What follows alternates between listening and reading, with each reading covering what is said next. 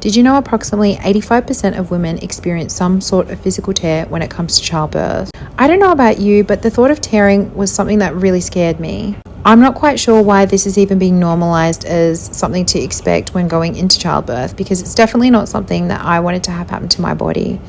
The more I looked into it, the more concerned I became, because medical intervention, something like an episiotomy, where they would surgically cut you to allow your baby to be birthed, was something that was normal and potentially could happen if you needed some support during labor.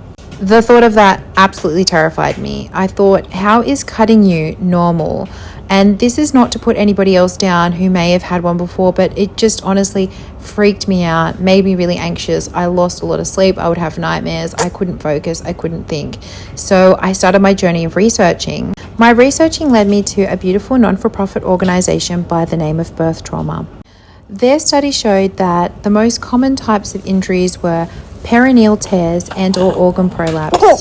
Many women suffered lifelong pain, injury, and sexual health dysfunction. To me, this just was devastating and heartbreaking, and I don't understand how it's being normalized and not talked about before women go into pregnancy. I did all the things. I went to a hospital class where they were talking about birthing.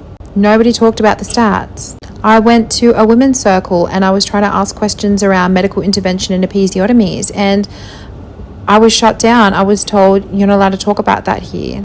But if it's a real thing, if it's live, if it's not to scare people and it's facts and numbers and we need to know about it, why aren't we allowed to talk about it? I feel like prevention is the best cure. So I believe that it's really important that women have awareness around birth training. Birth training is something that you do from 37 weeks up until you go into labor. You do this by simulating childbirth so that you have an understanding of what is expected of you as a birthing mother. You do this by using a perineal dilator and train and exercise your pelvic floor. Your goal is to birth naturally so that you can feel everything, so when you go into active labor, you can repeat this process safely.